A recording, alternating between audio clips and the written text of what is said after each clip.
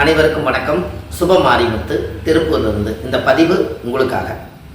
அரசாங்க வேலை கிடைக்க படிப்பில் பரீட்சை எழுதி பாஸ் பண்ண ஆதிகால பரிகாரம். அதாவது இந்த அரசாங்க வேலைக்கு உண்டான கிரகமே அரசன் என்பது அரசாங்கம் பண்ணுவதே லட்சுமி நரசிம்மர் தான்.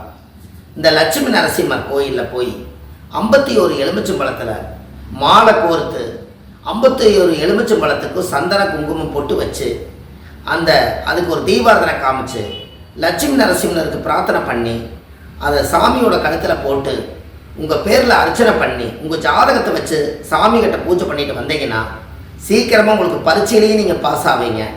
பாஸ் ஆனதுக்கப்புறம் அரசாங்க வேலையும் கிடைக்கும்.